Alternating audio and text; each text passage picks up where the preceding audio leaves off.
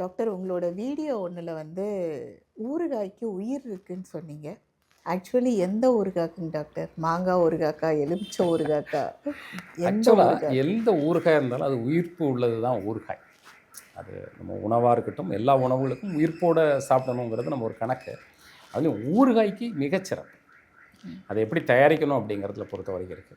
உயிர் இருக்குன்னா ரொம்ப சிம்பிள் தாங்க. இப்போ அந்த ஊறுகாய்க்கு உயிர் இருக்கு. ஒரு பொருள்ல உயிர் இருக்கு அப்படின்னாச்சுன்னா, அ அது எப்படி நம்ம சொல்லணும் அப்படின்னாச்சுன்னா, அந்த விதை இருக்கு பார்த்தீங்களா? ம். நீங்க மாங்காய் ஊறுகாயா இருக்கலாம்.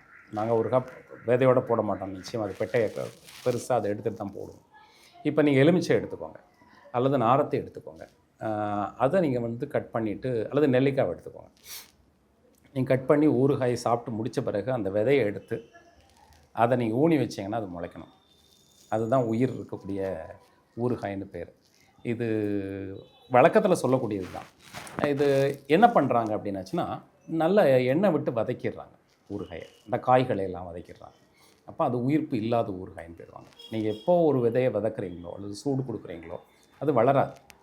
அப்போ அது உயிர்ப்பு இல்லாத ஊறுகாய் அப்படின்றது பேர். அப்போ அது எப்படி பண்ணணும்? இப்போ நெல்லிக்காவாக இருக்கட்டும், எலுமிச்சையாக இருக்கட்டும், பச்சையாக நல்ல வெட்டி, சின்ன சின்ன துண்டுகளாக வெட்டி, அது கூட இஞ்சி தோல் நீக்கி குறுக்கு வாக்கில் வெட்டி சம அளவு கலந்துக்கலாம். அல்லது சுவைக்கு தகுந்த மாதிரி அந்த காரம் எனக்கு வேண்டாம் அப்படின்னா 4ல் 1 பங்கு இஞ்சி எடுத்துக்கணும். அதாவது நீங்கள் ஒரு 100 கிராம் நெல்லிக்காய் போடுறீங்கன்னா 25 கிராம் அளவுக்கு இஞ்சி. இதை நம்ம வந்து ஒரு சின்ன சின்ன துண்டுகளாக வெட்டி ஒரு பவுலில், கண்ணாடி பவுலில் வச்சு அதை வெயிலில் வச்சு எடுக்கணும். சர்க்கரை நோயோ அல்லது ரத்த அழுத்தமோ இல்லை அப்படின்னாச்சுன்னா கல் உப்பு கொஞ்சம் மேலே போட்டுட்டு அதை கொஞ்சம் நம்ம வெயிலில் வச்சு எடுக்கணும். இப்போ 2 நாள் வெயிலில் வச்ச பிறகு அதை நீர்த்துவம் குறைய ஆரம்பித்த பிறகு ஒரு தேக்கரண்டி அளவுக்கு சமையல் எண்ணெய், நீங்கள் நல்லெண்ணெய் ஊற்றலாம், தேங்காய் எண்ணெய் ஊற்றலாம், இந்த 2ல் ஏதாவது ஒரு எண்ணெய், ஆலிவ் ஆயில், வெளிநாடுகளில் இருக்கிறவங்க ஆலிவ் ஆயில் வேணும்னா ஆலிவ் ஆயில் ஒரு தேக்கரண்டி ஊற்றிக்கலாம். ஊற்றி கிளறி விட்டு வெயிலில் வச்சு மறுபடியும் எடுத்துக்கணும். அதில் ஒரு ஈரப்பதம் போகிற அளவுக்கு அதை வெளியில் வச்சோம் அப்படின்னா அது சாப்பிட்றதுக்கு பக்குவமாகவும் இருக்கும், உயிர்ப்போடையும் இருக்கும்.